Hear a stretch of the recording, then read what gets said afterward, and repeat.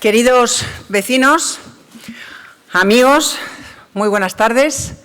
Un día más y muchísimas gracias por apoyar, por respaldar con vuestra presencia estas jornadas de novela histórica que ya acreditan a Pozuelo de Alarcón, a nuestro municipio, como una de las capitales del género, yo diría la capital directamente. Siempre agradezco al ayuntamiento, a la concejal Macarena, a la alcaldesa, y siempre se me olvida, así que ahora voy a subsanar ese error imperdonable, agradecer encarecidamente a la directora de este teatro, a Eva Barrasa, la colaboración excepcional que nos brinda, la disposición del teatro a facilitar la utilización de medios, etcétera, etcétera, la apertura de puertas anticipada para que ustedes se puedan sentar, etcétera, etcétera.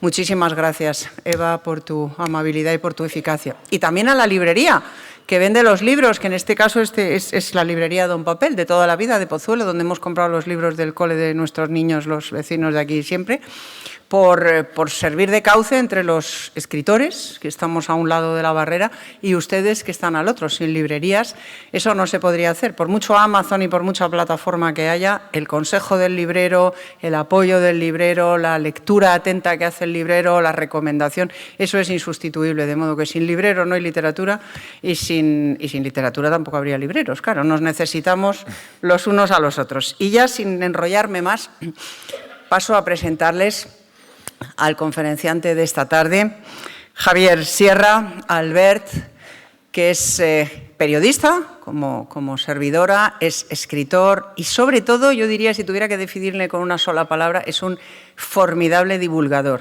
Yo no conozco a nadie que cuente la historia, que cuente los misterios, que cuente lo que ve, que cuente lo que siente como lo hace Javier Sierra. Lo hace en sus libros, lo hace en sus múltiples colaboraciones en distintos medios, lo hace en la tele, en Cuarto Milenio, lo hace en la radio, en COPE, donde yo lo escucho casi todos los días que interviene.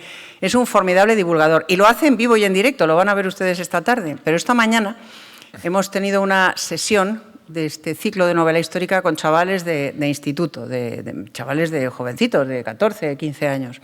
No es difícil captar la atención de esos chavales, no es fácil captar la atención de esos chavales. Lo hemos hecho porque ustedes en muchas ocasiones nos han dicho, ¿por qué no hacen esto para los chavales también? Bueno, pues este año Escritores con la Historia se ha lanzado a hacerlo. Tendrían que haber visto a Javier hablándoles a esos chavales del misterio de las pirámides, de cómo se había quedado a dormir en un sepulcro allí, dentro de una pirámide solo una noche, que a mí me ha dado pavor solo de oírselo contar. Cómo estaban esos chavales con la boca abierta escuchándole. Es absolutamente fantástico. Van a tener ocasión de comprobarlo ahora cuando yo ya me calle y le deje hablar. Únicamente decirles que es, entre otros muchos premios, tiene también el Planeta. Como verán, este año nos hemos salido. Es, como les dije ayer, el único escritor contemporáneo español que ha alcanzado las listas de más vendidos del New York Times en Estados Unidos, concretamente el puesto número 6. Y además, y esto sí que para una vasca constituye un honor especial que él ostenta, es profeta en su tierra. Javier es turolense y en Teruel tiene su nombre en un parque y en una biblioteca, eso es todavía más importante. Es hijo predilecto de Teruel, eso tiene que ser algo verdaderamente especial. La bomba, muy especial.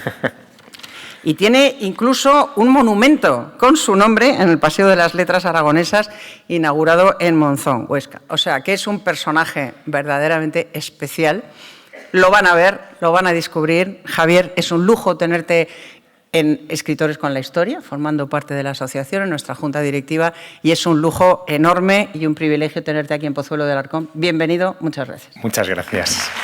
Gracias.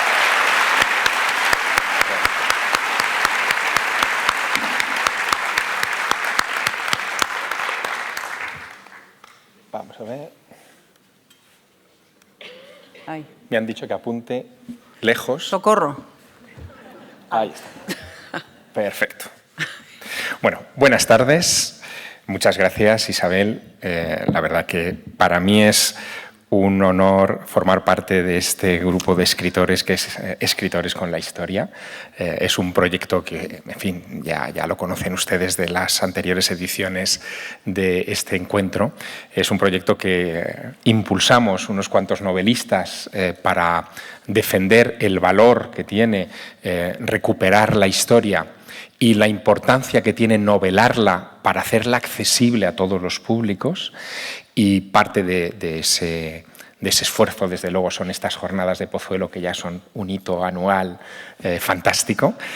No había podido venir antes a acompañarles por muchas razones, porque tengo una agenda un poco loca, porque otras veces estaba escribiendo, ahora estoy escribiendo un nuevo libro, pero vamos, quería hacer esta pausa para acompañarles y para acompañar a los chavales esta mañana, que, en fin, me han dado una sesión maravillosa, ¿no? Y tú a ellos. Sí, de mucha expectación y mucha tensión, y yo creo que han pasado menos miedo que tú.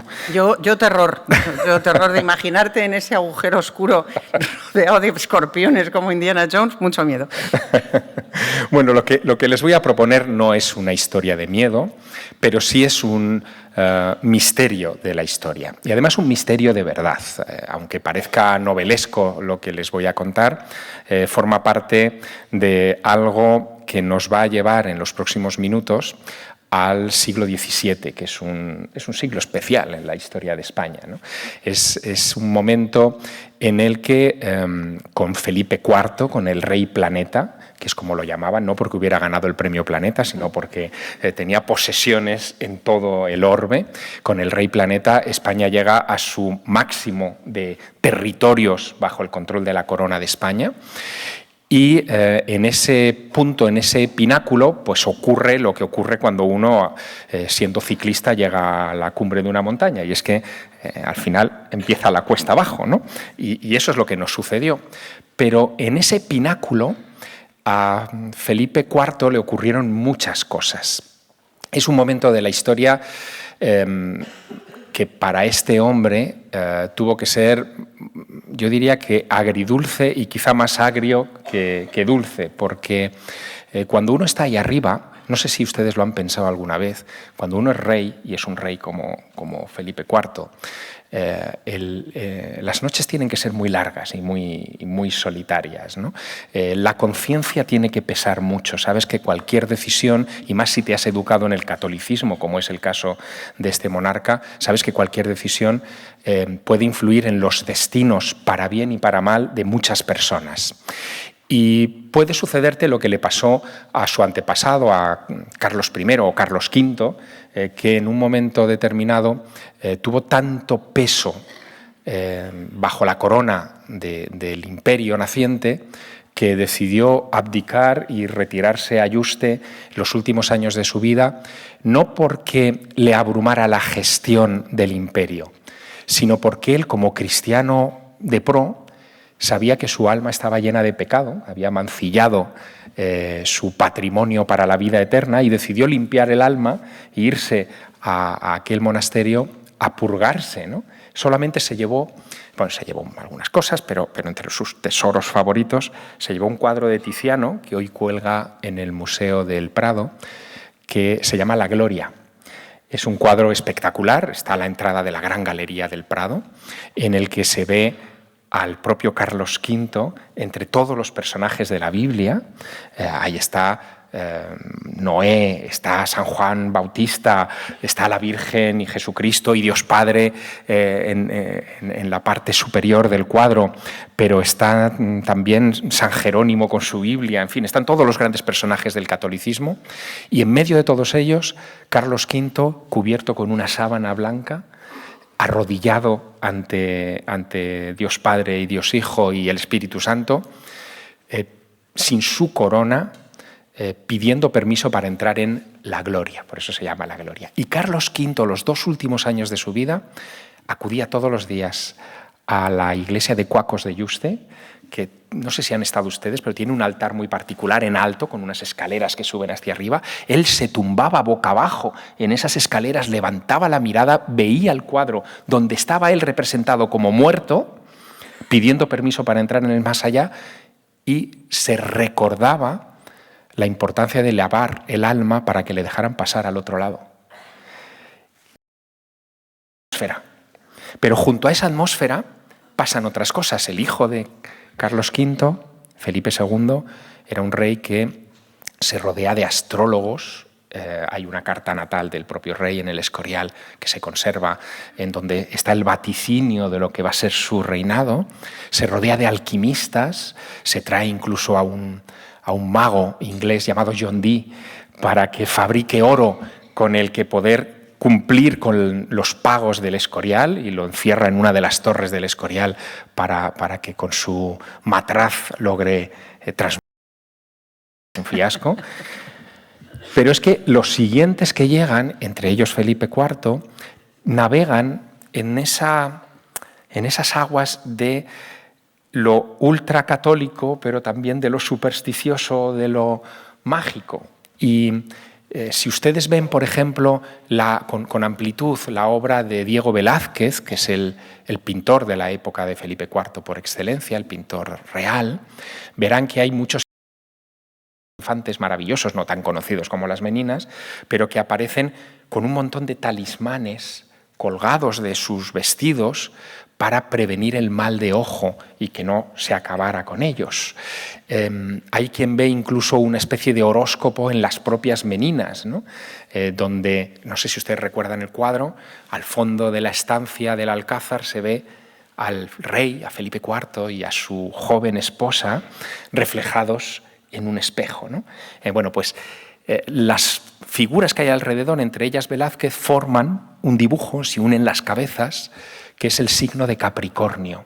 Y Capricornio es el horóscopo de la reina, de la joven reina, de la que esperaba toda España que le diera un rey varón, un hijo varón al monarca que heredara el imperio.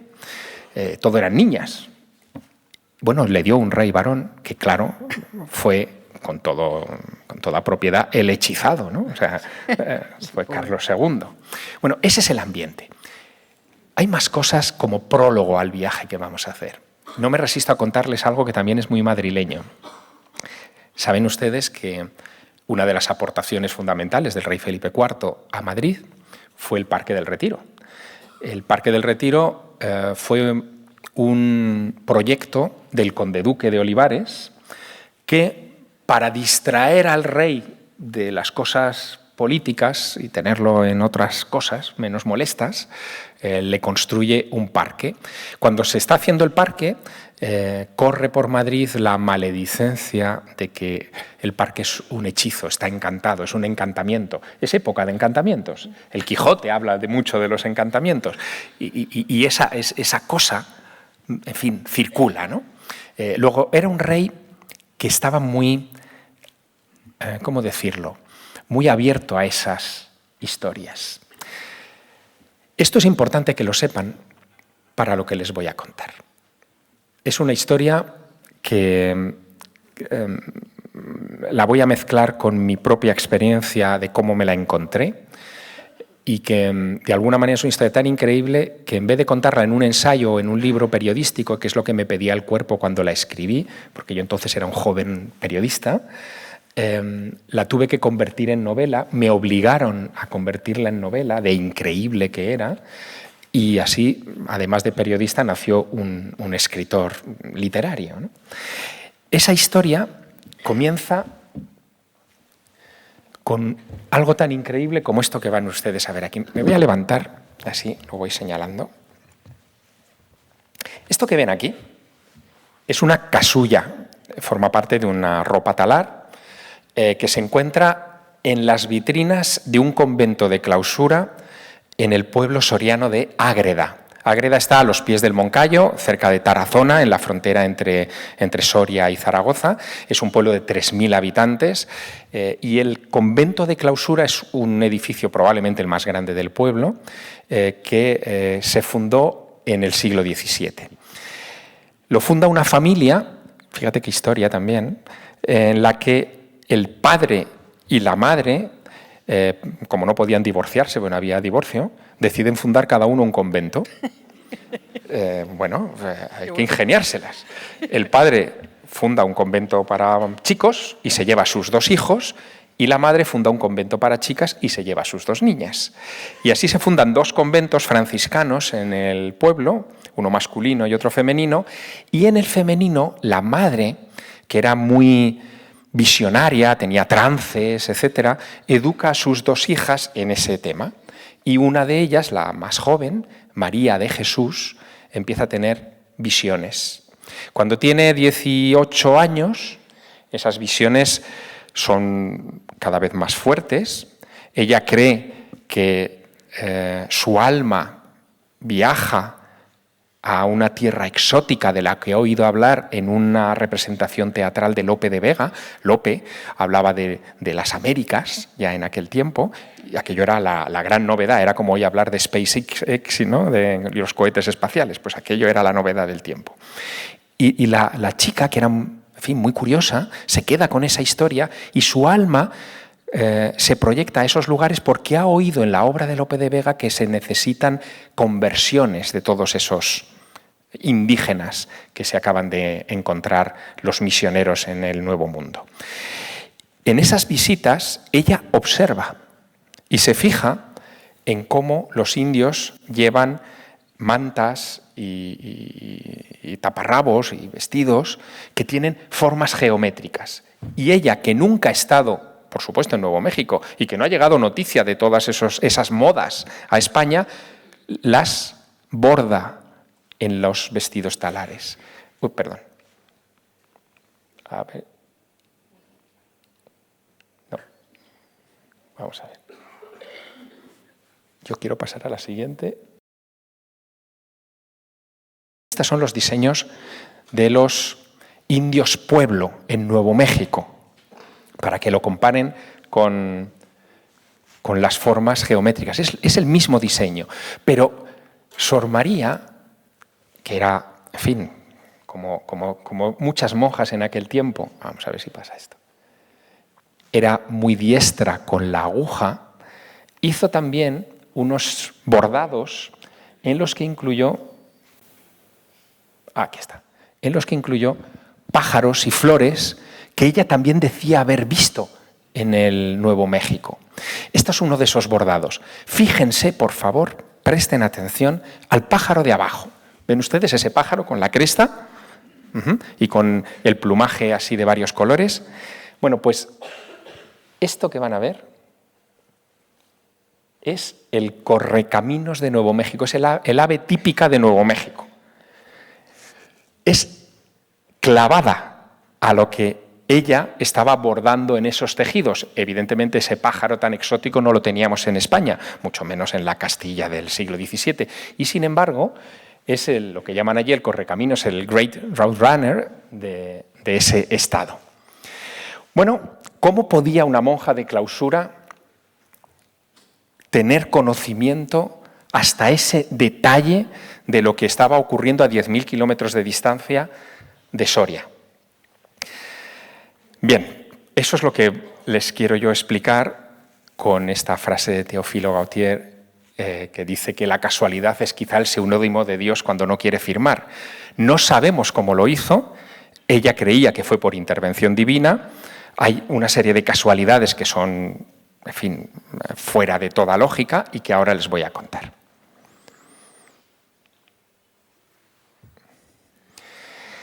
Verán, esta historia comienza en realidad a tomar cuerpo en el año de 1629. En 1629 la diócesis de México ya estaba muy asentada. Los españoles ya tenían aquello bastante controlado. El primer obispo, que además es vasco, era Fray Juan de Zumárraga, un personaje con un carácter extraordinario, que es el que asienta la fe cristiana en ese lugar. Pero les resulta muy difícil a Fray Juan de Zumárraga y a las tropas españolas controlar lo que pasa al norte, hacia lo que hoy son los Estados Unidos. Hay una ruta, que es la ruta real, por la que intentan hacer comercio con algunos pueblos, pero casi todos los encuentros con los indios nativos de esa zona acaban en desgracia. Los jesuitas, por ejemplo, se adentran en el estado y los indios de esa región los masacran. Tienen un montón de problemas. Los franciscanos deciden irse a lo que ellos llamaban Nueva España, que era la zona del Nuevo México actual, el Río Grande. Van con soldados y montan una expedición en 1629 de 29 franciscanos con un pequeño retén de soldados para explorar el Río Grande. Iban, perdónenme la expresión, acojonados, porque lo que les había ocurrido a los jesuitas había marcado un gran problema en aquel tiempo. Cuando van subiendo por el Río Grande, se encuentran con un paisaje que parece de Expediente X. Lo que se encuentran son los indios que van saliéndoles al paso de distintos asentamientos, que les van a recibir. Algunos de ellos han atado con cuerdas unas cruces y salen como en procesión y les piden, por señas, porque no están hablando el mismo idioma, les piden el bautismo, les piden ser bautizados. Y los franciscanos, estupefactos con aquella historia, se asientan entre ellos, aprenden un poco el rudimento de la lengua, se buscan intérpretes y logran preguntarles a esos indios cómo es que les han salido al paso con esas cruces toscas y les piden el bautismo si no ha ido ningún español previamente por esas latitudes. Y los indios le dicen que desde hace unos años una misteriosa dama azul, una mujer vestida con hábitos azules, se les aparece. Bien, rebobinemos. 1629, una mujer sola, blanca, vestida de hábitos azules, está paseándose por Nuevo. O es la Virgen de Guadalupe o no sé qué puede ser. Los misioneros están encabezados por un señor que se llama Fray Alonso de Benavides, es un portugués, que lleva un retrato, como un escapulario, de Felipe III, o sea, justo antes del rey Felipe IV, que es Sor María Luisa de la Ascensión. La monja, todo el mundo la conocía como la monja de Carrión.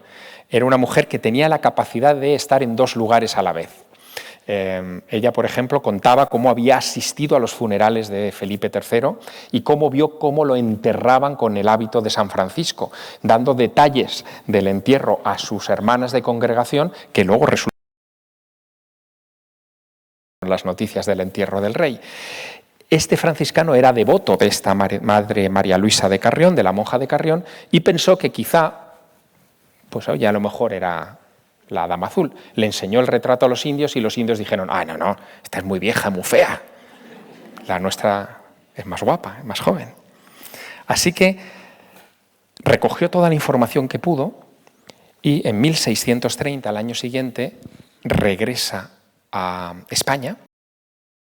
De esto a su orden, pero también al rey, que al final es el que estaba detrás de la financiación de todos esos viajes.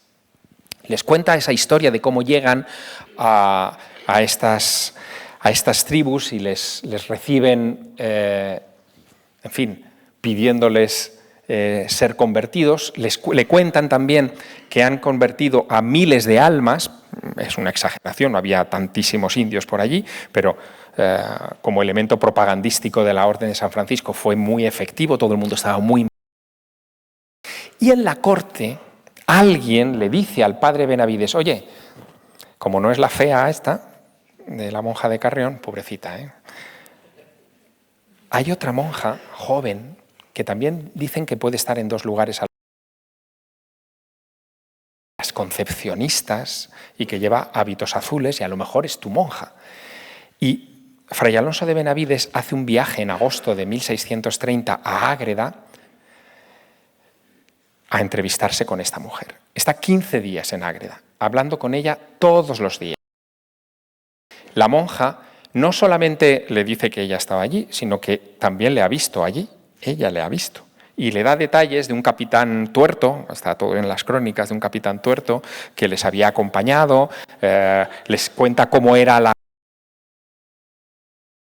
que estaban construyendo, le da todo lujo de detalles, como si realmente esta mujer hubiera estado allí. Este fraile recoge toda esa información y con esa documentación elabora, vamos a ver si lo vemos, aquí está, elabora un memorial que impresiona tanto al rey Felipe IV que manda que se imprima en la Imprenta Real de Madrid. Es este documento, el memorial de Fray Alonso de Benavides, se conoce como el Memorial de Benavides. Hay muy pocos ejemplares, yo consulté el que tienen en la Biblioteca Nacional, en donde encontré una descripción pormenorizada de todos los pueblos a los que iba este equipo de misioneros y cómo se iban encontrando con las trazas del paso de esta misteriosa dama azul. Es un documento excepcional por varias razones, pero hay una que ahora les contaré, ha sido muy importante para lo que ha ocurrido con la novela que escribí, y es que este es el primer documento histórico, es decir, escrito e impreso, de la historia de Nuevo México. O sea, es la primera documentación a la que se agarran los nuevomexicanos como para decir nosotros somos tan antiguos como este documento. Es como una carta fundacional para ellos, ¿no? Pobre de mí, yo que vivía no muy lejos de Soria no me había enterado de nada de esto. Vamos a ver. Tecnología.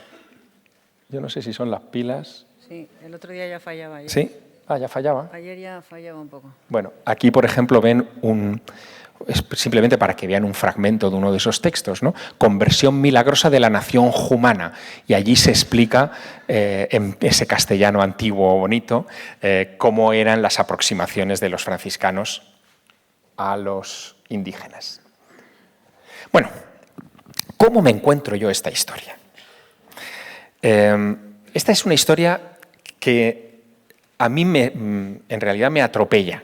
Yo no en ningún momento pensé que me convertiría en novelista y mucho menos que mi primera novela sería sobre una monja que está en 2 sitios a la vez. Esto no estaba en mis planes. ¿Qué es lo que pasó? Bueno, en el año 91, yo tenía 20 años, y estaba trabajando, estaba haciendo la carrera, estaba estudiando Ciencias de la Información en la Complutense y a la vez estaba trabajando en la fundación de una revista que todavía hoy se edita, llega a los kioscos, que es la revista Año Cero. Yo era el pinche de la redacción, era el chaval más joven, pero, en fin, me encargaban artículos y cosas y les ayudaba en todo lo que podía. Me acababa de sacar el carné de conducir y, por lo tanto, lo que quería era quemar rueda y recorrerme España pues, detrás de cosas insólitas. Se me había ocurrido plantearle a mi director un reportaje sobre Sábana Santa, sobre la Sábana Santa. Hay un montón de copias de la Sábana Santa de Turín por España. Hay aproximadamente unas 30 en pequeños pueblos, en algunas catedrales importantes. Eran copias que se hacían generalmente en el siglo XVI-XVII y que nobles que visitaban Turín se la traían como recuerdo. Muchas de esas sábanas, como habían tocado la original, eran reliquias y las sacaban por Semana Santa. Y yo quería recorrer España y hacer un mapa, las cosas que se nos ocurren en estas revistas, un mapa de las sábanas santas de España. Bueno, yo tenía ese proyecto de reportaje, pero justo antes había publicado este, que es un reportaje donde entrevistaba a camioneros, taxistas, en fin, profesionales del volante que habían tenido experiencias de teleportación. No es como lo de Spock en Star Trek, pero casi. Gente que de repente está por una autopista de pago, entra en una niebla con un camión de combustible y de repente aparece en el otro lado de la autopista sin haber salido con el ticket de entrada, sin saber cómo ha sido eso, después de entrar en una niebla. Recogí varios de esos casos. Claro, esto daba para mucho, puede ser un despiste, pero esto daba mucho juego, ¿no? Y escribí este artículo. Y esto en el oficio lo hacemos. Ahora aquí iba a revelar un secreto del oficio. En el oficio, decía, lo hacemos mucho. Los periodistas somos unos ilustres ignorantes de todo. Pero, oye, como que nos da pisto el de repente citar cosas grandilocuentes y tal en algunos de los artículos. Y yo al final de este artículo, 20 añitos tenía, no había internet. Esto también es importante. Al final de este artículo yo menciono la historia de una monja que dicen que está en 2 lugares a la vez y que le atribuyeron la evangelización de Nuevo México. En ese artículo, la historia de la monja la utilizo como el chimpún del artículo, que es ese último párrafo, evangelizar a distancia, y cuento brevemente lo que sabía de la historia. Insisto, no había internet ni se lo esperaba. Yo tenía esa información de un recorte de una revista mexicana que andaba por la redacción y que me pareció simpático. Cero comprobación. O sea, esto no lo pueden hacer los periodistas. Cero. Ni la Espasa fui a consultar a ver si existía este personaje. Cero. Nada. Simplemente lo incorporé al final del artículo. Y 3 días más tarde de publicarse la revista, mi director acepta que me vaya a buscar las sábanas santas por España. Así que me cojo mi coche, era el mes de abril, me cae una nevada en Soria, en La Rioja. Pues yo estaba en Laguna de Cameros, donde es un pueblecito de la Sierra de Cameros, donde hay una de estas copias de la Sábana Santa. Me cae una nevada de impresión que me hace quedarme en el pueblo. Peor que la noche en la Gran Pirámide fue pasar la noche en la casa parroquial, pero la pasé. Y a la mañana siguiente, viendo cómo se deshelaban las carreteras, yo cojo mi cochecito, que no lleva aquellas carreteras como puedo según se va deshelando la nevada. Al cabo de varias horas llego a un pueblo, a la entrada de un pueblo que desemboca en una nacional. Digo, ya está, ya tengo una nacional, me voy para Madrid. El pueblo, me doy cuenta que se llama Ágreda. Ágreda, como María de Jesús de Ágreda, que es como se llamaba esta monja. Me fustigo, porque digo, pero ¿cómo no se me ha ocurrido a mí que ese de Ágreda podía ser un gentilicio? Digo, voy a entrar en el pueblo y a ver si aquí la conocen.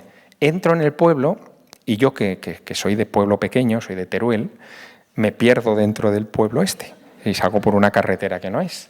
Y voy a dar, o sea, esa carretera que es casi una carretera, en fin, como un callejón sin salida, va a dar a un convento. Y en el convento, delante del convento, hay la estatua de una monja. Yo me bajo del coche, voy a ver qué pone debajo de la estatua. Dice, a la venerable Madre Ágreda, con santo orgullo, sus paisanos. Digo, caray, ¿será esta? Bueno, no lo sé. Llamo al torno, Ave María Purísima, sin pecado concebida. Hermana, mire, que me he perdido y tal. Y que ando buscando a una monja, esto, ¿cómo se lo planteas a una hermana, no? Que estaba en 2 sitios a la vez. Y la monja detrás del torno me dice, ¡ay, hijo, nuestra fundadora! Me hacen pasar a un locutorio donde 2 hermanas, estas antiguas, con pinchos para no acercarte a las monjas, y me cuentan la historia de las bilocaciones de Sor María de Jesús a América. Yo me quedo tan impactado con esa coincidencia de ese Ágreda y acabar perdiéndome en el pueblo y llegando al convento, que ya me he olvidado de las sábanas santas y de la madre que los parió. Yo ya tengo un temazo, sobre todo cuando al final de la conversación con las monjas me dicen las monjas, hijo, antes de que se vuelva usted a Madrid y vuelva a nevar, pase a la iglesia y salúdela. ¿Qué? O sea, ¿cómo que salúdela? Pero no me ha dicho usted que esta monja era de la época de Felipe IV. Bueno, pues allí la tienen, efectivamente, de cuerpo presente, incorrupta, en una urna de cristal, ¿no? Lo que me cuentan las monjas es que Sor María de Jesús de Ágreda no solo se bilocó a América, sino que estableció una relación epistolar de más de 300 cartas de ida y otras 300 de vuelta con Felipe IV. Es una de las correspondencias más increíbles del siglo de oro español. Una correspondencia en la que el rey Felipe IV le pide ayuda espiritual a la monja, pero en términos muy particulares. Cuando Felipe IV se queda viudo, le pide a la monja que baje al purgatorio a ver cómo está su mujer. Cuando el príncipe Baltasar Carlos muere, es el heredero de la corona y muere en Pamplona, dejando al reino sin rey futuro, muere con 17 años, es un gran drama. Le pide también a la monja que vaya a ver cómo está el príncipe Baltasar Carlos, y la monja, como una medium, le transmite lo que le dicen sus difuntos al rey. Que las mujeres de la corte lleven guardainfantes, que no se les aproximen los varones, que hay mucho salido por ahí, ¿no? En fin, la correspondencia es absolutamente increíble. Yo no tenía ni idea de esto tampoco. ese ilustre ignorante que era, sigo siéndolo, pero bueno, ya con la edad un poquito voy mejorando, ese ilustre ignorante de repente descubre que el propio rey Felipe IV, en una de las campañas en 1645 contra Cataluña, Cataluña siempre ha estado dando la lata, se detiene en Ágreda y conoce a la monja. Se conocen a través de los mismos pinchos que yo había utilizado para hablar con las hermanas del convento. Y cuando yo reúno toda esa información, regreso a la redacción y le digo a mi director: mira, lo de las sábanas santas es una tontería. O sea, tengo una historia de una monja que está en 2 sitios a la vez, que predicó en Nuevo México, tal, le cuento toda la historia. Esto es un reportaje, vamos, de portada. Y el tío me dice, pero una monja, ¿eso a quién le va a interesar? Eso no vende. O sea, respuesta clásica de director. O sea, una monja no vende. Bueno, me pillé tal rebote, porque para mí era como la historia del siglo, que tenía 20 años, que dimití. Dije, ¿cómo? ¿Que no? O sea, que la monja no, pues yo tampoco. Dejé mi trabajo, que era mi primer trabajo, con mi primera nómina, en fin, dejé mi trabajo y me fui. Y me fui con la historia a la revista de La Competencia. Digo, bueno, si no lo quieren en un sitio, lo querrán en Más Allá. Fui a la revista Más Allá. Y en Más Allá me dije, la monja. Dice, pero mira, como hemos leído tus reportajes en La Competencia y vemos que viajas mucho y que te gusta y tal, ¿a ti te apetecería hacer un viaje internacional? Tú imagínate esto con 20 años. Hombre, vamos. Digo, ¿cómo? ¿Ya? O sea, ¿a dónde me mandáis? Pues mira, es que hay un congreso de ovnis en Nuevo México. Sí, ustedes ríanse, pero yo lo que sentí fue un escalofrío, porque digo, pero ¿cómo? O sea, de todos los rincones del planeta me van a mandar a Nuevo México. Claro, por supuesto le dije que sí, que me iba a Nuevo México. Me fui a Nuevo México, cubrí informativamente el Congreso de los OVNIs, pero por supuesto me fui a buscar a la monja. Y fue un primer viaje, luego vinieron más detrás de la monja. Bueno, este fue el día que llegué a Ágreda con un amigo, nos cayó esa nevada que les decía que nos dejó aislados. Claro, yo iba con este bólido, que en fin, a punto estuvo de costarnos la vida en alguna de esas carreteras. Ese soy yo. Ese soy yo. Es que uno empeora, ¿verdad? Con el tiempo. Claro, ese es el chico que estaba a punto de dimitir y no lo sabía, ¿no? De su primer trabajo. Y este es el convento, con la estatua de la monja que les decía, ¿no? Bueno, estos son los escenarios de ese drama, y esta es la monja incorrupta que tienen allí en la iglesia, ¿no? Bueno, en ese viaje a Nuevo México me encontré cosas que no esperaba. Por ejemplo, me encontré que en Nuevo México hay una zona del estado que allí llaman la monja arrodillada. Toma ya. La monja arrodillada, en realidad, no sé si les alcanzará la vista. Es esa roca que ven ustedes al fondo, esa montaña, ven que hay justo en el borde del precipicio como un pináculo. Bueno, pues ese pináculo allí parece que tiene aspecto de monja y lo llaman la monja arrodillada y da nombre a toda la región. Me encontré también con las misiones que la monja de Ágreda había visto en la distancia. Y me dediqué a una investigación que fue una locura, porque las crónicas decían que la monja, en esos viajes a Nuevo México, había repartido cálices y rosarios a los indios. Cuidado, esto eran palabras mayores, ya no era una visión, que les había dado algo físico. Los rosarios es difícil de rastrear, pero los cálices, como cualquier objeto en fin, de joyería, tienen una marca de joyero. Si yo encontraba un cáliz con una marca de joyero de Soria, ya, o sea, a mí me daría algo.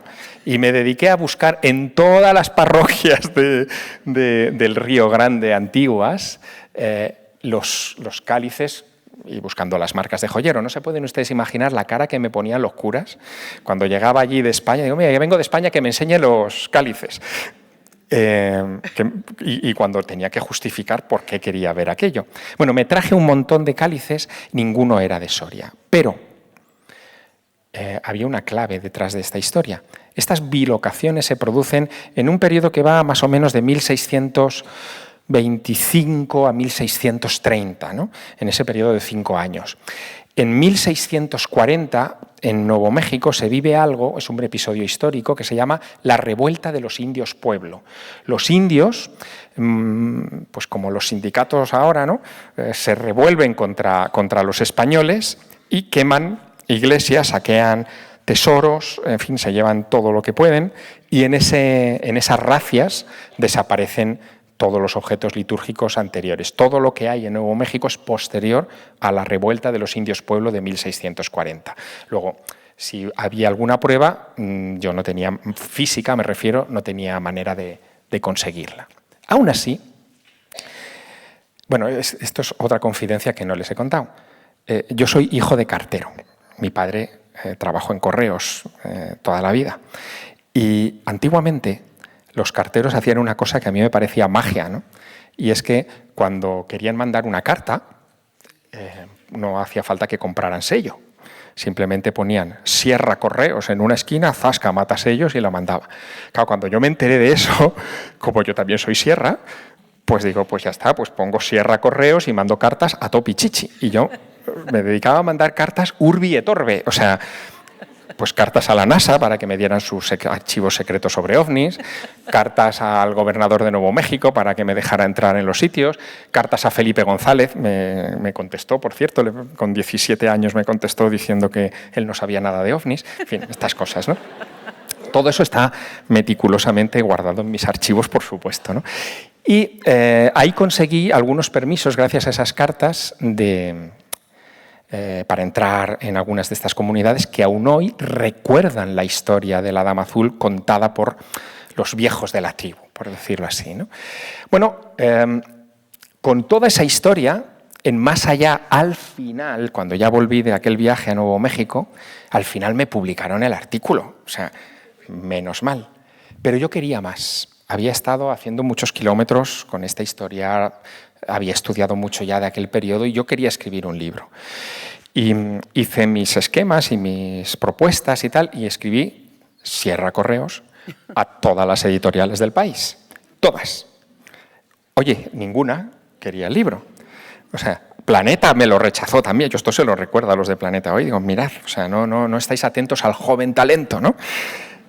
Pero hubo un editor que a fuerza de machacarlo, quiso reunirse conmigo y me dijo, mira, Javier, esta es una historia que no se la cree nadie, pero igual si la conviertes en novela, puede que funcione. Y yo, que había escrito cuentos y cositas en mi infancia y tal, digo, pues bueno, pues venga, con esa, en fin, esa osadía que da la inexperiencia, me lancé y escribí La Dama Azul. Ya me dijo el editor, no creas que esto va a vender nada, porque las monjas no venden. Pero yo publiqué el libro y el libro es una historia que mezcla la historia de la Dama Azul con algo de espionaje, con otras cosas así, en fin, que a mí me preocupaban en ese tiempo y que estaban conectadas con esto de las bilocaciones, y el libro se convirtió en un éxito y empezó a reimprimir y a tener ediciones una detrás de la otra. Así que se rompió el tabú de monjas no venden. De las monjas no venden. Me lo presentó Jiménez del Oso. ¿Se acuerdan ustedes de Jiménez del Oso? Qué grande. Me lo presentó en el Faro de Moncloa, que entonces era la gran novedad de Madrid. O sea, se hizo una presentación de postín. Para mí fue como presentar un libro sobre una monja que se biloca en un ovni. O sea, en fin, fue maravilla, ¿no? Y ese día, el de la presentación del libro, esta es la invitación, 23 de septiembre de aquel año, del 98, que es cuando se publica el libro, yo había decidido, porque claro, me contrataron en Más Allá a raíz de toda esta historia, pues yo había decidido dejar la revista. Digo, ya, estas cosas de la juventud. Ya he publicado un libro, ya esto, vamos, Pérez Reverte tiembla, ¿no? O sea, yo ya me convierto en un escritor consagrado. y escribo mi carta de dimisión de la revista, justo el día de la presentación del libro. Y camino del Faro de Moncloa, recibo una llamada de mi editor que me dice: oye, que hemos decidido prescindir del director de la revista, que ahora el director eres tú.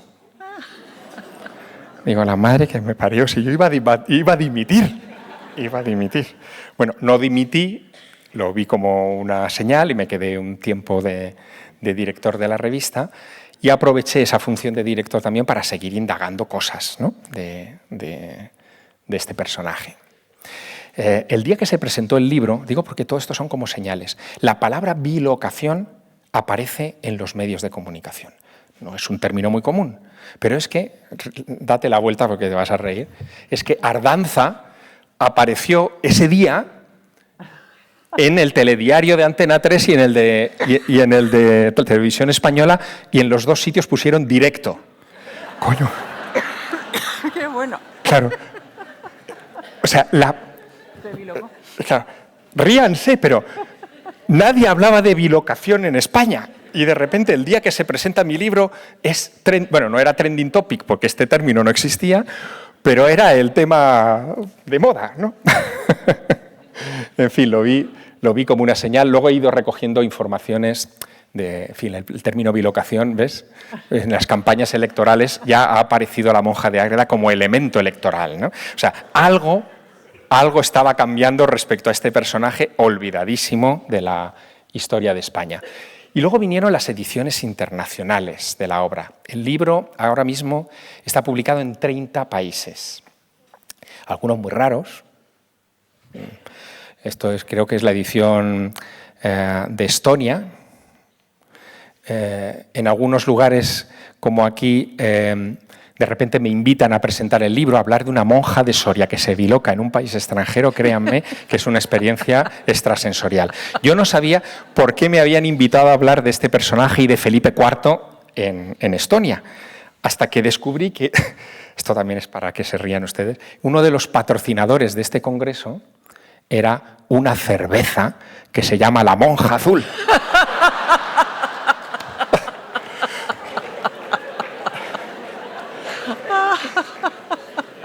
Créanme, todo ayuda. Hasta el punto de que llegó el momento en el que abrí un diccionario de casualidades de cosas que estaban pasando con la monja azul. Y algunas eran sorprendentes, ¿no? La más gorda fue cuando el libro se publicó en los Estados Unidos, ¿no? Era como devolverle a Estados Unidos su historia también. Era una historia que transcurría en Soria, obviamente, pero transcurría sobre todo en Nuevo México. El libro se publica, tiene éxito y de repente, bueno, estos son ediciones japonesas, coreanas, en fin, vean ustedes las cosas raras que se hacen por ahí, ¿no? Y de repente, la edición americana del libro la compra el gobernador de Nuevo México. Allí los políticos, algunos leen, ¿no? Y a ver si pasa la siguiente imagen. Vamos a ver.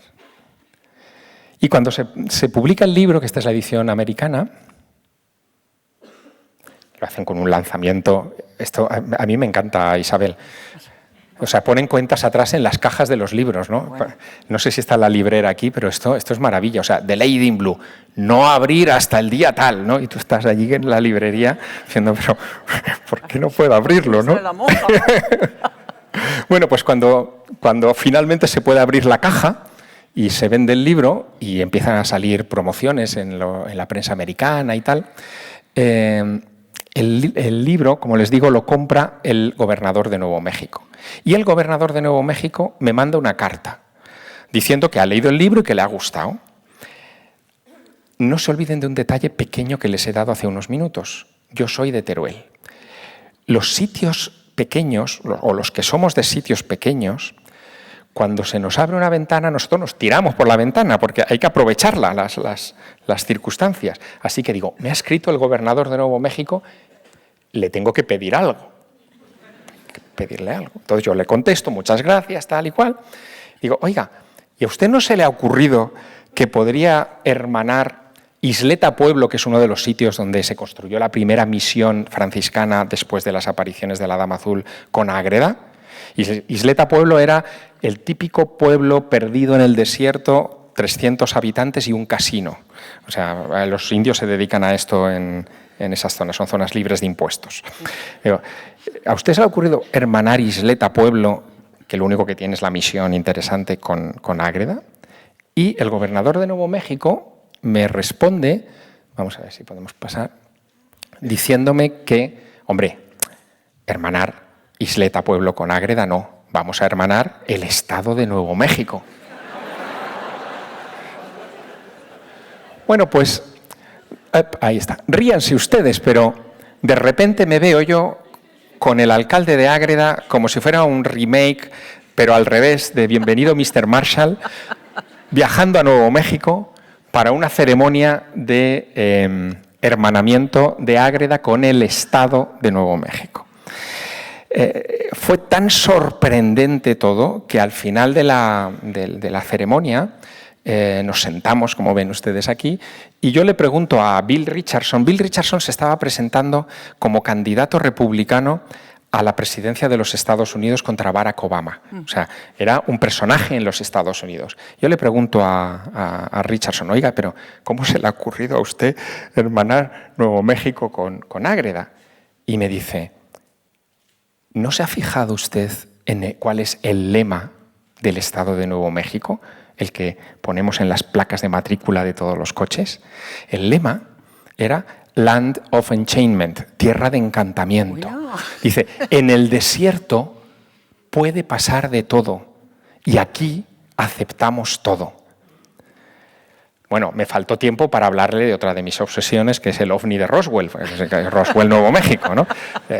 Y ya somos, en fin, amigos, ¿no? Después de aquello. Bueno, a la vuelta, imagínense, o sea, el diario de Soria, portadón, ¿no? Con Ágreda se hermana con Nuevo México, qué menos, yo lo hubiera puesto más grande, la foto, pero bueno, en fin, era un hito singular. Pero sobre todo lo bonito de esto es que a raíz de esa ceremonia y de ese encuentro, bueno, hicimos un logotipo, en fin, hicimos todo tipo de cosas. Ahora, si ustedes van a Ágreda a ver a la monja, que está ahí esperándoles, encontrarán ese cartel, ¿no? Villa hermanada con el Estado de Nuevo México. Esto no lo puede decir cualquier pueblo. En el balcón del ayuntamiento verán ustedes ondear la bandera de Europa, la bandera de la Comunidad Autónoma, la bandera de España y la bandera de Nuevo México. Es decir, que es un lugar que de alguna manera, sobre una historia del siglo XVII tan increíble como la bilocación de una monja, ya saben que las monjas no venden, se consigue que dos territorios tan dispares estén en relación. Y esa relación ha derivado hoy, en época contemporánea, pues en algunas contribuciones, por ejemplo, a la energía eólica, que están ahí en comunicación el pueblo y el Estado, a que el embajador de los Estados Unidos, ahora embajadora, pues también pasee por allí de vez en cuando. O sea, se ha creado un vínculo sobre el Land of Enchantment, ¿no? No está mal que lo tengamos en cuenta, porque mientras que al otro lado del Atlántico cualquier cosa de este tipo forma parte de la cultura, aquí nosotros la ponemos a un lado como diciendo, pero las monjas no venden. Es la mentalidad, es la mentalidad. Bueno, sobre esta historia siguen pasando cosas, esto no piensen ustedes que se ha quedado aquí. El alcalde de Ágreda, que es un tipo muy especial, lleva muchos años allí de alcalde, habló conmigo también con la posibilidad de, oye, ¿y por qué no? ¿La monja no se aparecía en Texas? Pero, no estaría bien que el estado de Texas, digo, bueno, pues vamos a la conquista del oeste, ¿no? Y la conquista está siendo más lenta, la de Texas. Claro, es un estado con menos imaginación y más petróleo, pero ya hay cosas, ya hay zonas donde se apareció la Dama Azul que de repente han firmado protocolos, se lo pongo porque esto es bonito, O sea, el Ayuntamiento de Pozuelo, por favor, o sea, miren qué sellos ponen a las cosas, ¿no? O sea, pues allí el ayuntamiento de este pueblo, que se llama Goliath, que es uno de los lugares donde se aparecía la Dama Azul, ya han hecho el Ágreda Spain Appreciation Day, ¿no? ¿Y esto qué quiere decir? Pues que cada 23 de marzo celebran que Ágreda y Texas tuvieron un puente aéreo. Hay más cosas que no me resisto a transmitirles porque lo que quiero decirles, a diferencia de lo que les contarán seguramente en estas jornadas, lo que quiero decirles es que una novela histórica, y la mía en parte, buena parte lo es, sirve también para construir futuro. No solamente es el reflejo del pasado, sino que también puede servir para que nos demos cuenta de dónde venimos y queramos trazar un camino hacia el futuro, hacia el mañana. Y eso es muy poderoso con la literatura. Bueno, ven, hay más cosas, ¿no? Más lugares donde, en fin, el Estado de Texas, la oficina del secretario de Estado, saluda a Sor María Jesús de Ágreda. Esto es maravilla, ¿no? Maravilla. Hay un monumento junto a uno de los ríos en San Ángelo en el que hay un franciscano bendiciendo a un indio ahí arriba y debajo una placa donde cuenta que en ese lugar se apareció la monja de Ágreda. Pero la placa era poca cosa, y se les ocurrió que esto de la monja había que celebrarlo todavía más, ¿no? Y bueno, es que, a ver, es la patria de Disneyland, ¿no? Así que se pusieron en contacto con el Vaticano y le dijeron, vamos a ver, ¿cómo es que esta señora no es santa? ¿Qué pasa? Bueno, lo que pasa, y este es otro avatar histórico, es que Sor María de Ágreda es conocida en la historia por haber recibido una revelación de la Virgen y haber escrito una vida de la Virgen María en 8 tomos, en la que cuenta muchas cosas de la Virgen que obviamente no están en los Evangelios.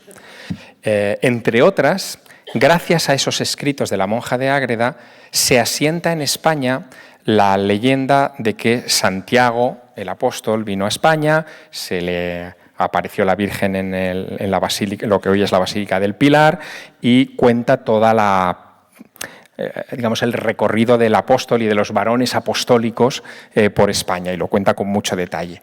Pero además defiende la monja de Ágreda en la época en la que publica el libro se publicará justo un año después de su muerte, en 1667, defiende la Inmaculada Concepción de la Virgen. Ella era concepcionista, cómo no, pero la Inmaculada Concepción entonces no era dogma, y por lo tanto había un debate brutal con aquello. Y en ese debate no solamente estaban las monjas, también había intelectuales como Juan Duns Escoto, y estaban bajo la atenta mirada del Santo Oficio.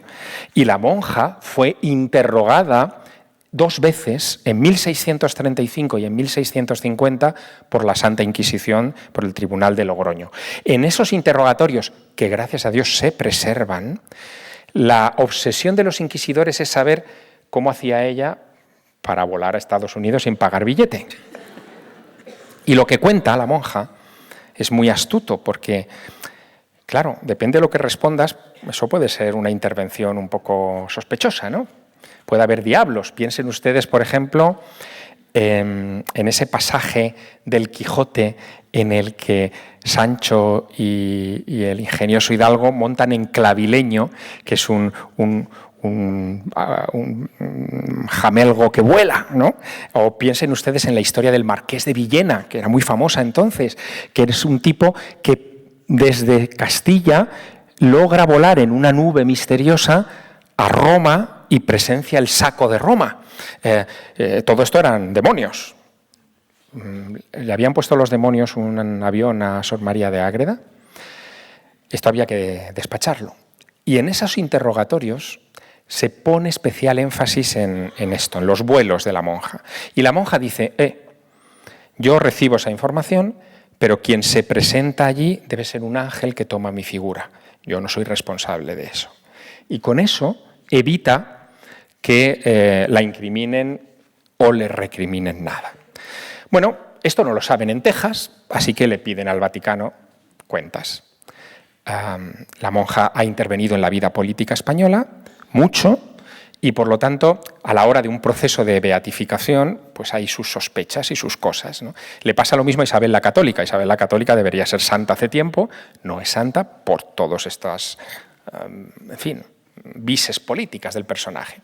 Pero escriben al Vaticano y el Vaticano les manda un relator de la Congregación para la Doctrina de la Fe. Miren, déjenme contarles algo. Yo en mi próxima vida, si hubiera reencarnación, quiero ser relator de la doctrina de la fe, porque es lo más parecido a Fox Mulder de Expediente X que existe. O sea, los relatores de la Congregación para las Causas de los Santos se dedican a investigar milagros, hechos sobrenaturales, cosas raras, ¿no? Y le ponen, en fin, todos los medios a su alcance y tienen el abogado del diablo y tienen comités científicos, etc. Es maravilloso, yo quiero ser eso. Bueno, pues mandan a un relator de la congregación para investigar. Es la primera vez que ocurre desde la época de la monja. Y cuando este hombre va a San Angelo buscando pruebas, oye, encuentran una cosa. No es un cáliz, que es lo que yo buscaba, no hay un objeto físico, pero tampoco hay documentos, no hay escritos, los indios no escribían, pero los indios ¿saben lo que hacían? Pintaban grafitis. O sea, hay muchos rock art, lo llaman allí, ¿no? Muchos petroglifos sobre las piedras de esa región. Y localizan, a ver si lo podemos ver, localizan este petroglifo debajo de una roca. No sé si lo aprecian bien, es una cruz y al lado hay como un monigote con una cabeza que parece una señora. ¿Es la Dama Azul? Bueno, el Vaticano no se ha pronunciado, pero se ha llevado esta información para el proceso. El proceso va muy lento, se ha detenido varias veces. No solamente es el tema político, sino también son los cuartos. O sea, todo eso es un proceso costoso y les cuesta a las monjas reunir la financiación suficiente para pagar todos los costes de algo así. Pero bueno, está en Roma. Vamos a ver si podemos pasar la siguiente. Bueno, se podrán ustedes imaginar los problemas que hay con el proceso. Esto simplemente son algunas notas de prensa para que vean cómo es el tema. Pero sí que quiero que vean lo que han hecho en San Angelo después de ese monumento raquítico que les he mostrado. Han decidido encargar una buena estatua, que es esta que ustedes ven aquí, de una monja, es la Dama Azul, entregándole una cruz a una niña india. ¿La ven? Bueno, el artista que ha hecho la estatua es el que hace ahora las estatuas de los presidentes de los Estados Unidos para las bibliotecas nacionales. Es decir, que, en fin, es un artista de renombrado prestigio y bueno, ha conseguido hacer esta figura que hermana de nuevo a Texas con España, ¿no? Con Ágreda. En este interín, y con esto termino, se han ido descubriendo cosas. Por ejemplo, en Zamora hay una iglesia del siglo XVII que, restaurándola hace unos años, descubrieron que el techo es una techumbre estilo mudéjar, fue hecho por nativos a los que adiestraron en Castilla, y encontraron, al limpiarla, que en la parte superior de esta techumbre habían puesto unas cabezas de indios, que son esas, y en una de las vigas, vamos a ver si lo vemos, hay como un grafiti en el que se vuelve a ver una cruz, como en el grafiti de Estados Unidos, y una señora abajo, ¿no? Y han interpretado que puede tener alguna conexión con la manera en la que los indios pudieran representar esas visiones de la dama. No deja de ser interesante. Esto yo, claro, ya aprovechando el tema, se lo mandé al Vaticano para que lo sumen al dossier. Le mandé un libro al Papa Francisco, pero no me ha contestado. Ese sería el graffiti, y eso es así para que lo vean ustedes, de la señora, y eso sería una de las clásicas esculturas, que hay algunas bonitas del tema. Pero lo bonito de esto no solamente son esas esculturas y esos grafitis antiguos, es que en tiempos contemporáneos está entrando poco a poco, las monjas no venden, es falso, en la cultura pop. Hay un grupo que se llama Arizona Baby que, oye, le ha dedicado el disco a la monja. Entonces, para que lo vean, es un grupo de rock, lo pueden buscar por ahí, ¿no? A mí me faltó tiempo para ir a buscarle, ¿no?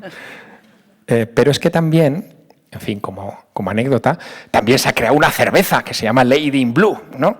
Que se hace en Ágreda. Tirada limitada, pero bueno, ya la cosa va calando. En fin, que de repente, y esto es muy bonito, Isabel, algo que es una historia del siglo XVII que puede parecer fantástica, ha regresado a la cultura popular y ha tenido manifestaciones en nuestros días, ¿no? Yo esa historia la he mezclado con otras, ya les digo, en la novela. La novela se publicó en el año 98. Desde entonces no ha dejado de reimprimirse. La he revisado en alguna ocasión ampliándola. La última edición es la edición revisada, la que tienen ustedes aquí. Y la verdad es que me da hasta apuro haberles dado esta charla porque cada vez que yo hablo de la monja pasa algo. Entonces no sé qué es lo que va a pasar. Pero ya, por si acaso, me he traído mi cuaderno de casualidades con la monja para tomar buena nota de lo que pueda ocurrir. Porque esta, aunque a ustedes les parezca una historia, en realidad es algo que está vivo. Y me complace mucho haberle dedicado este tiempo a explicárselo y a invitarles, por supuesto, a que se sumerjan en ella y se fascinen como yo y abran quizá su propio cuaderno de casualidades. Muchas gracias.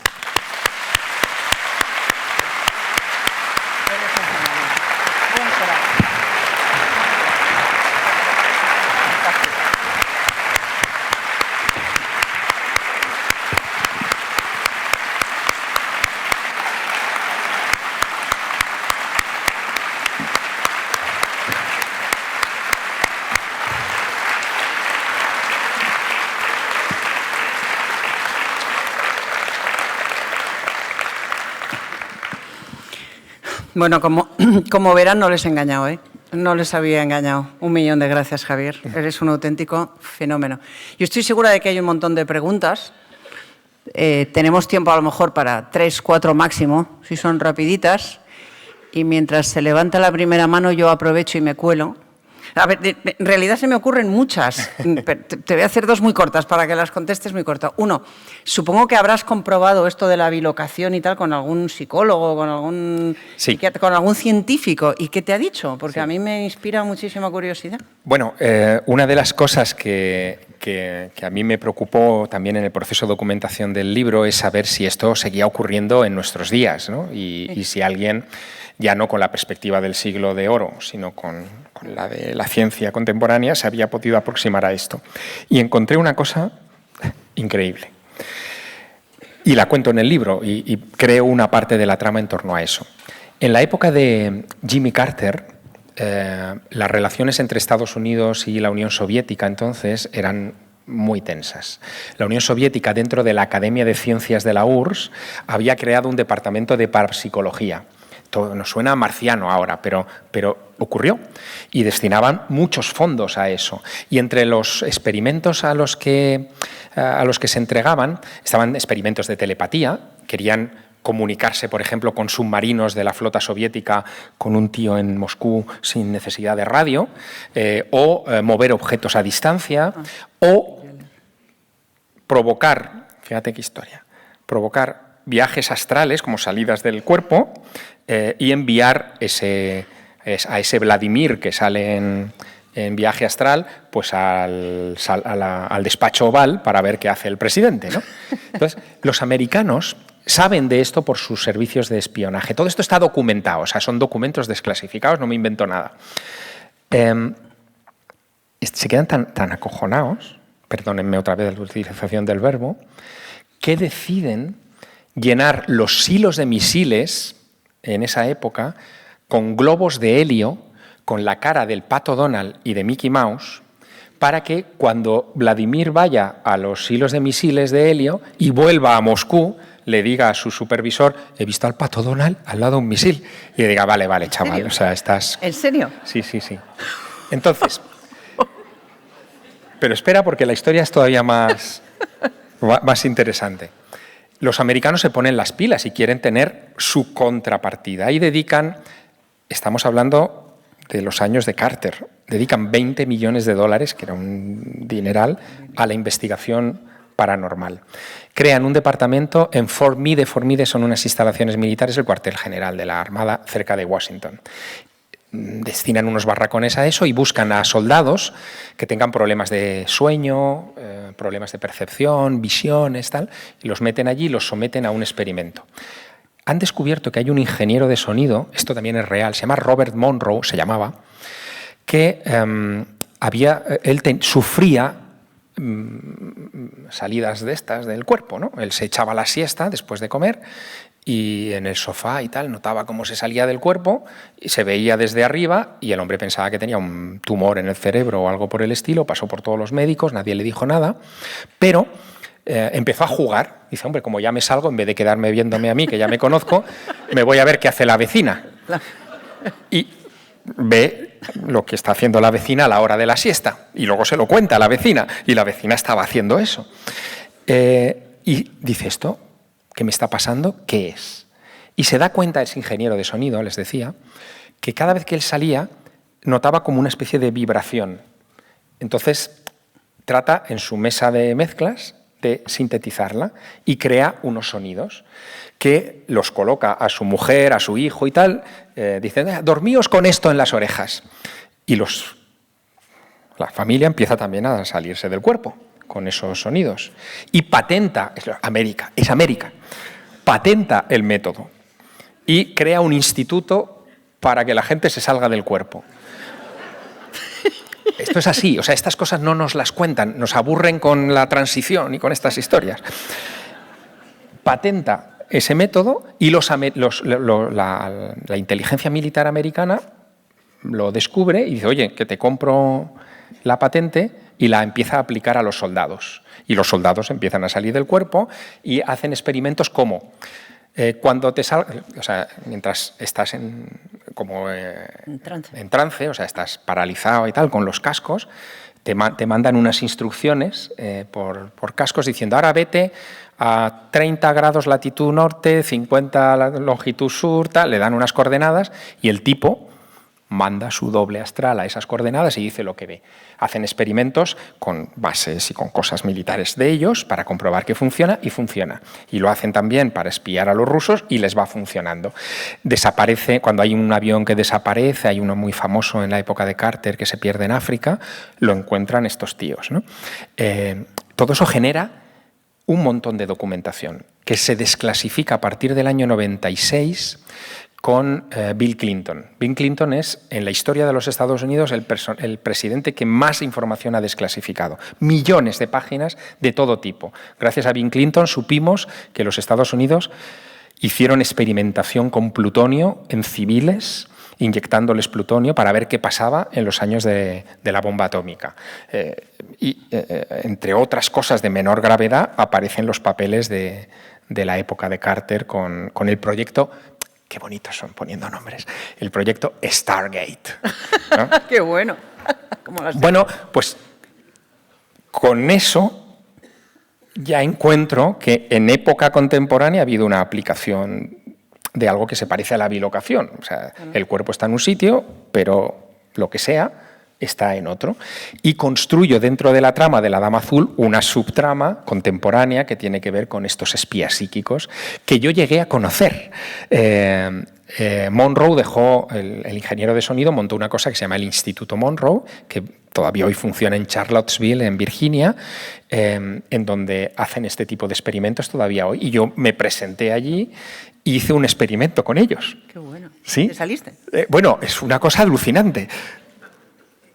Me metí, lo que hacen es que te meten en una cámara de aislamiento sensorial, que son como unos cubículos con agua templada, donde tú te tumbas allí en bañador y con unos auriculares, no oyes nada del exterior, estás como en el seno materno, ¿no? Tratan de reproducir eso y me dan unas coordenadas, pero no solamente coordenadas, es que con ese mecanismo ellos pueden decirte vete a tal fecha en tal coordenada. O sea, te puedes mover en el tiempo, incluso se ha jugado con ir al futuro, han hecho un montón de cosas, ¿no? Entonces a mí me dieron unas coordenadas y una fecha.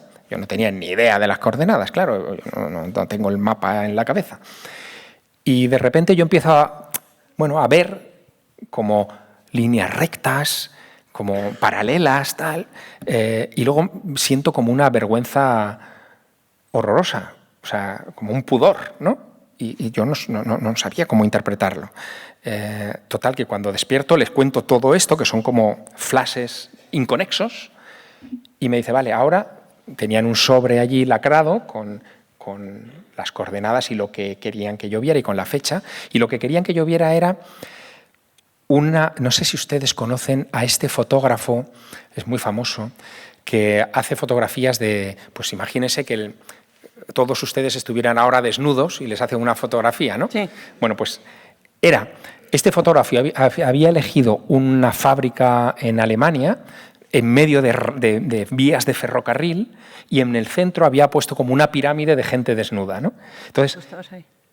Claro, yo no lo sabía interpretar, pero tenía los vislumbres de las cosas en paralela, las líneas paralelas, y la foto que me mostraron, una foto aérea, y efectivamente estaba todo eso, y el pudor era por lo de... Sí, claro, el problema de esto es cómo conviertes esto en información útil, es decir, en un experimento así, sabiendo a dónde te mandan, pues es fácil, ves y dices, pues sí, se parece. Yeah. Pero si no tienes la solución, yo me hubiera quedado con una sensación de pudor rara y unas rayas que eso no van a ninguna parte, ¿no? Por eso, en la administración Carter canceló los proyectos tiempo después, porque no tenían manera de convertirlo en algo fundamentalmente práctico, ¿no? Que es lo que buscaban. Bueno, yo estaría aquí toda la tarde, pero no quiero abusar. ¿Alguna pregunta toda la noche? ¿No? No veo. ¿Tenías dos tú? Sí, es que no veo. Sí, buenas tardes. Bueno, muchas gracias por la estupenda no le veo, charla. pero... vale, perfecto. Gracias. La charla o la pregunta va relacionada con si ha habido alguna interpretación desde el punto de vista de la medicina psiquiátrica sobre la personalidad de Sor María de Ágreda. Jesús de Ágreda, porque estaría muy relacionado con personalidades esquizoides y con muchos aspectos que están muy relacionados pues, con comportamientos psicopatológicos.